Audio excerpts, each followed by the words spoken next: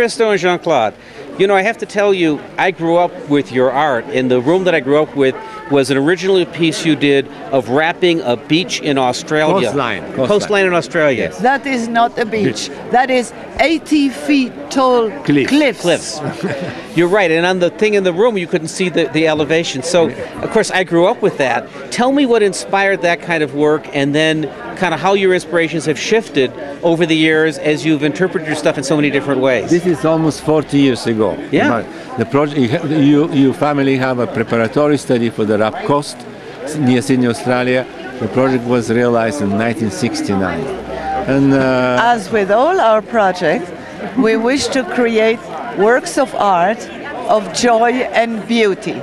That's all we want to do. And when we, all these projects, they are unique in the way that we never wrapped another coastline, we never hung another valley curtain, or install another gates. They're all unique and place in never again. You know, a moment ago in your book signing, I was talking to a woman who had applied to work for the Gates and then came to New York and said she spent 48 hours without sleep walking around and appreciating it. And it's amazing that, I mean, how something like that can spread so much enthusiasm.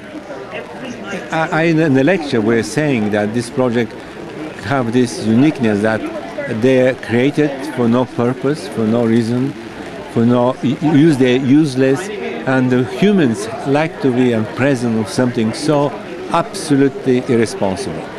That's fabulous. How do the way you, because you do something different each time, how are your inspirations different and your approach different each time versus stuff that's consistent? Well, all the works we have created always come from ideas that come out of our two heads and our two hearts. We never do other people's ideas. And once we work very hard and spend all our money creating it, it is one more of one of our children. Even though we do have a child, he is 48 years old, he is a poet and writer, Christo, and published. But each project is a child of ours. You should see this project like a slice of our life. Now, like you'd grow with a study about Rap Coast in Australia. That was near 40 years ago. And each of these projects, they happen when we're in a certain age, a certain moment. And it's really like an incredible exploration or expedition in journey that will never be the same again. Tell me about the inspiration for the river project. It's the inspiration really for Over the River came when we did not know it came in 1985 while we were creating a project that we had started in 1975, which was the wrapping of the oldest bridge in Paris, the Pont Neuf. And in 75, when we decided we wanted to wrap the bridge, we did not know it would take us 10 years to get the permit. And we did not know then that it will be the last time in our life, in 75, that we would have the wish to create a work of art based on wrapping. Because we had already done the Valley Curtain in Colorado, which was not a wrapping, in 72. And we were about to finish the running fence in Northern California, completed in 76, which was absolutely not a wrapping. And in 75, we had the last idea for a wrapping, but we could do it only in 85. And in 85, in Paris, in the middle of the wrapping of the Pont Neuf, we saw fabric hanging mid-height with the sun shining through it, reflecting on the water of the River Seine. And that's very, very close to Over the River. That's great. So over the years, and when you started, this stuff was all new, and it must have been tougher both to explain to people and get permits. Now that you're more established, has it changed things? Is it more fun, less fun? Now it's more difficult.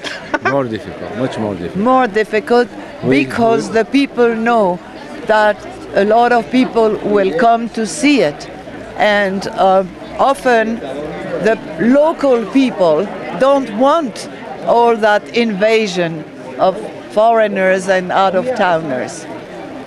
One final question for you, because we're in Aspen. Has Aspen inspired you for a project?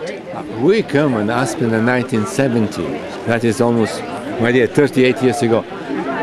Because we have a close relation. Aspen happened through our great friends, not more alive, John Powers, Chemical Powers, Armand Bartos, and Celeste Bartos, who have idea to hang curtain in the mountains. And John Powers and Armand Bartos tell us, but we have houses in Aspen, come and look around the mountains in the Rockies. And we drove thousands of miles looking for the perfect valley, for the valley curtain. And we find a rifle just here in Interstate 70. There was not Interstate 70, it was a small road. And that all our affection to Aspen started. And through the years, You're getting wet. Yeah. Through the years when John Powers was still alive, we did a lot of exhibition. Actually, one of the first presentation of Over the River was in Pepke Pavilion here, and the 96, 97, organized by John Powers, when we just starting to moving to looking for the river. Thank you so much for sharing your big Our ideas pleasure. with us. Take care.